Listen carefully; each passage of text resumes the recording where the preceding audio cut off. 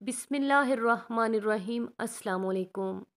حضرت عیسیٰ علیہ السلام کی جانب سے روم کے شہر انطاکیہ دو افراد تبلیغ کے لیے مامور ہوئے، لیکن وہ دونوں افراد تبلیغ کرنے کی صحیح روش سے آشنا نہ تھے۔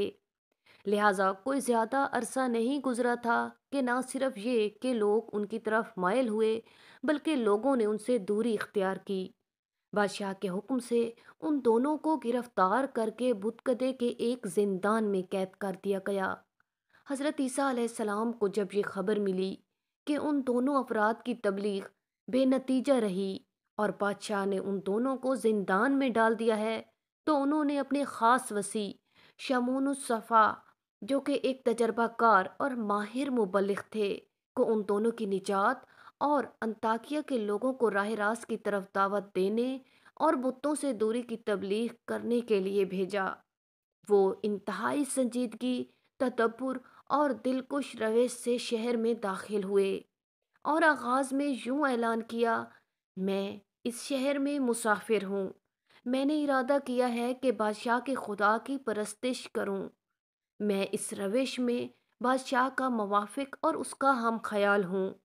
اس کا یہی اعلان اس بات کا موجب بنا کہ اسے بادشاہ کے پاس جانے کی اجازت دے دی گئی۔ بادشاہ نے حد سے بڑھ کر اس کا استقبال کیا اور اس کے طریقہ کار سے خوش ہوا اور حکم دیا کہ اسے انتہائی ادب اور احترام سے بتکدے میں پھرایا جائے۔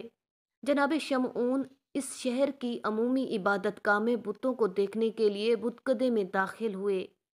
اس کے اندر گردش کے دوران اپنے دونوں ساتھیوں کو زندان میں دیکھا۔ وہ چاہتے تھے کہ شمعون کے ساتھ ارادت و رفاقت کا اظہار کریں، لیکن انہوں نے اشارے کے ذریعے انہیں سمجھایا کہ وہ میرے ساتھ کسی قسم کی دوستی اور رفاقت کا اظہار نہ کریں۔ شمعون نے مسلسل 1 سال تک بتکدے میں آمد و رفت رکھی اور ظاہراً بتوں کی عبادت کرتے۔ اس مدت میں انہوں نے بادشاہ کے ساتھ اپنی دوستی کی بنیاد مضبوط کی۔ دور اندیشی اور اپنی خاص و دلکش روش کی وجہ سے بادشاہ کے نزدیک ایک خاص اور شایان شان مقام حاصل کر لیا۔ کچھ عرصہ گزرنے کے بعد ایک دن انہوں نے روم کے بادشاہ کے ساتھ خصوصی نشست میں یوں کہا: جب سے پتکدے میں میری آمد و رفت ہوئی ہے، وہاں پر 2 افراد کو قید میں دیکھ رہا ہوں۔ اب میں آپ کی اجازت سے یہ پوچھنا چاہتا ہوں کہ انہیں کس وجہ سے زندان میں بند کیا گیا ہے؟ بادشاہ نے کہا: ان دونوں افراد نے اس شہر میں فتنہ و فساد کا جال پھیلا رکھا تھا۔ ان لوگوں کا دعویٰ ہے کہ جہان کو خلق کرنے والا ان بتوں کے علاوہ خدا کوئی اور ہے۔ بس اس فتنہ و فساد سے محفوظ رہنے کے لیے میں نے ان دونوں کو قید میں ڈال دیا ہے۔ شمعون نے کہا: انہوں نے بتوں کے علاوہ کسی اور خدا کی خدائی کا کیسے دعویٰ کیا ہے؟ اس بات پر ان کی دلیل کیا ہے؟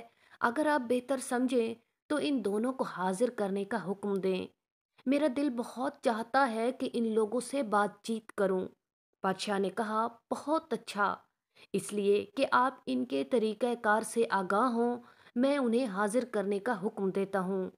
بس بادشاہ روم کی اجازت اور حکم سے ان دونوں قیدیوں کو حاضر کیا گیا۔ شمعون نے بادشاہ کی موجودگی میں ان کے ساتھ اپنی گفتگو کا آغاز یہاں سے کیا: بڑی حیران کن بات ہے کہ کیا دنیا میں بتکدے میں موجود خداؤں کے علاوہ کوئی اور بھی خدا ہے؟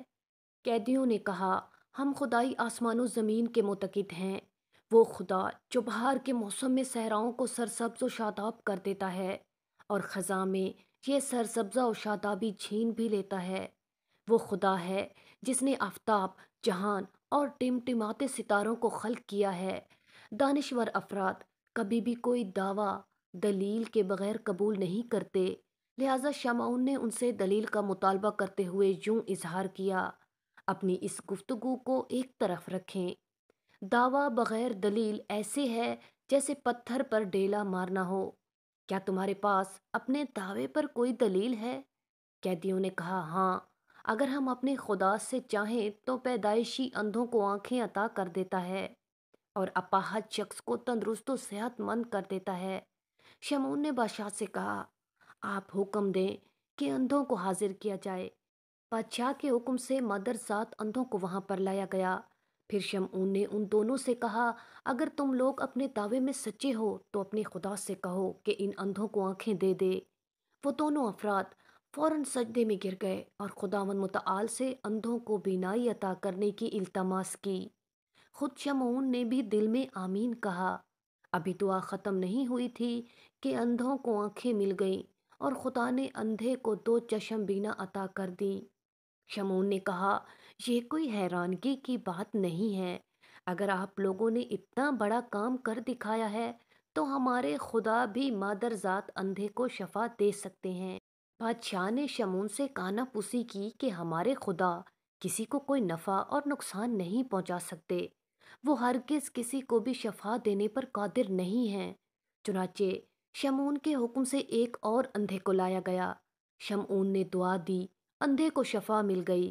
اس کے بعد ان دونوں کی طرف متوجہ ہو کر شمعون نے کہا، دلیل پر دلیل ہے، آپ کے خدا نے اندھے کو شفا دی ہے اور ہمارے خداؤں نے بھی ایسا ہی کیا ہے۔ قیدیوں نے کہا، ہمارا خدا اپاہج افراد کو شفا دیتا ہے۔ ایک اپاہج شخص کو لایا گیا، ان دونوں کی دعا سے اسے شفا مل گئی۔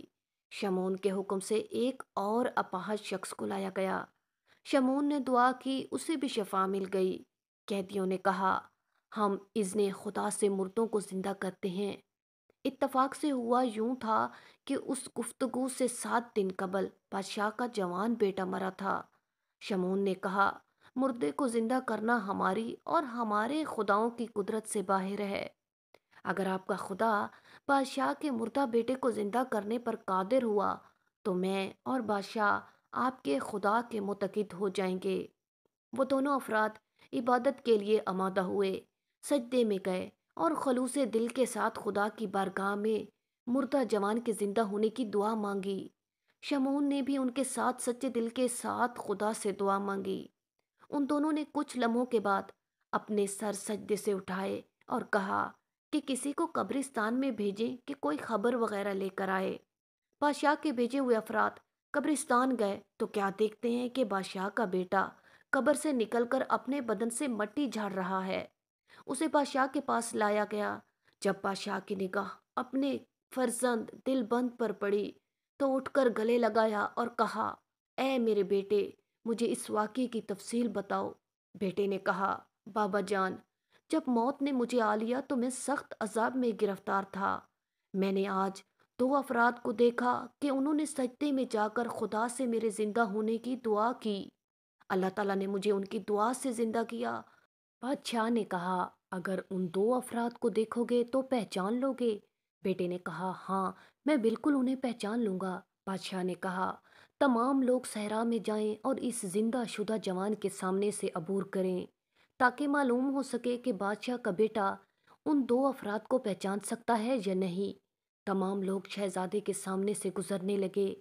جب وہ دونوں افراد اس کے سامنے سے گزرے تو اس نے اشارہ کیا کہ وہ 2 افراد یہ تھے۔ بادشاہ نے اسی وقت سچے دل سے ان دونوں کے خدا جو کہ تمام کائنات کا خالق ہے پر ایمان لے آیا۔ شمعون اور سب لوگ بھی خدائے حقیقی پر ایمان لے آئے۔ بس اس طرح سے حضرت عیسیٰ علیہ السلام کے ہوشیار و عاقل نمائندے نے حکیمانہ و عاقلانہ طریقہ کار سے بادشاہ اور اس ملک کے تمام لوگوں کو دین عیسیٰ علیہ السلام کی طرف راغب کیا۔ سبحان اللہ۔ ناظرین، مزید ایسی ہی ویڈیوز کو جاننے کے لیے ہمارے چینل کو ضرور سبسکرائب کر دیں، ویڈیو کو لائک کر دیں اور کومنٹ باکس میں ہمیں اپنی رائے سے ضرور آگاہ کریں کہ آپ کو ہماری ویڈیو کیسی لگی۔ شکریہ۔